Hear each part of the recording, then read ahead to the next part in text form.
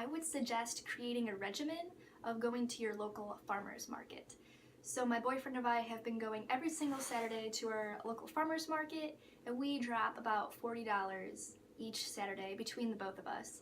And this is great because it gives us food to cook with throughout the entire week. It forces you to have so much food to work with, so you're not feeling the pressure of having to go and buy tons of processed things or eating out all the time. Buying from the farmer's market also gives you the taste for good food. What you eat the most is what you crave the most, so you want to put yourself in a position where you're going to be wanting to be eating healthy foods most of the time. If the majority of what you eat is pretty simple, then that's going to be the routine that you're in, and you're going to feel really good, and you're going to want to continue with that routine of eating high quality good foods. Keeping your eye out for vegan restaurants. Just look ahead of time on the menu online. I do that a lot just before you waste your gas going from place to place. Just to see what is available, talk to your friends in the area who've lived there as well. You'd be surprised, even like a lot of my friends who are not on a vegetarian or vegan diet, they're like, oh yeah, I know this place serves like has many vegan options or has this specific dish.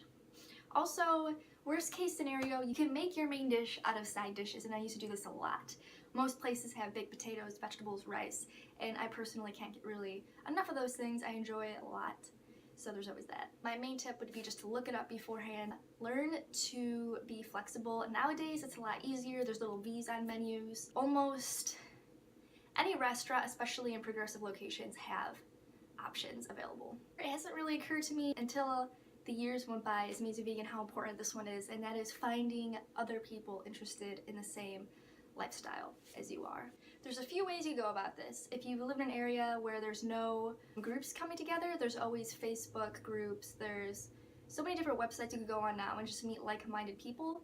There are potlucks of all different kinds of diets. There could be a plant-based diet, there could be a vegan diet, there could be a raw vegan diet.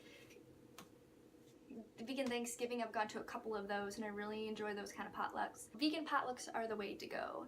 And festivals. One of my favorites is the Woodstock Fruit Festival, which I try to go to every year, and that's in New York, and it's a huge group of people who just come together who are eating this way. And the reason why it's so important to find others who are interested in the same things that you are is because eventually things may get kind of tough or you feel lonely, and it's just good to know that there are other people out there who are going through the same thing. You can go to them and ask questions, ask for support, just have some relatability.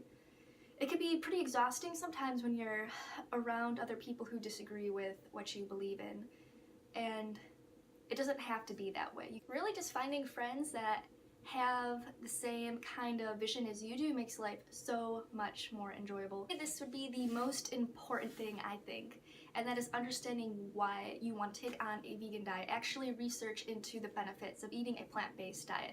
That was the main drive for me when I first decided to take up this way of living, and I'll give you a list of the books that I first dived into that really helped me out to grasp why I would want to be eating a plant-based diet. If you don't understand why you're doing something, and this goes for anything, any habit that you're taking on, waking up early in the morning, if you don't have a why, you're not gonna do it. If you don't know why you're doing something, it's just not gonna hold up its structure. It's going to eventually, you're gonna be like, I don't know, and then just stop doing it. So for me, I really focus on the health, the ethical, environmental aspects of eating a plant-based diet. I really want to be able to feel my best for the longest. I want to have a very limited impact on this planet, and I think it's horrible just how our taste buds can get in the way of another creature's pain. People are going to ask questions, people are curious, so if you know why you eat the way that you do, you're going to be able to answer those questions authentically and be able to share information and possibly even help somebody out, and that is super duper duper rewarding. It's super duper okay to mess up and experiment. It can be kind of degrading and hard after a while when you see yourself, when you notice and observe in yourself messing up and caving in for certain foods, but know that who you are right now does not determine who you will be in the future. Everything is always changing, so every moment you have the decision to make a new choice. Every day is a new fresh start. Like, just because the past week you've eaten like cheese 3 times, in the beginning you made the promise, you're like, I'm never eating cheese again after watching Earthlings, it doesn't mean that because you failed, you yourself are a failure. Just keep going. In the beginning, I messed up so many times, so many other people have, and it's not even like you're really messing up. I think of it as a learning process. It's a opportunity to see within yourself the mistake and to grow. You're really becoming stronger and stronger. You're noticing more details about your thought processes. Oh, like noticing the detail also around your surroundings, like, oh, I keep buying it. Why don't I just stop buying it, or look at alternatives, or just cut it out completely? There's so many different kinds of vegan diets.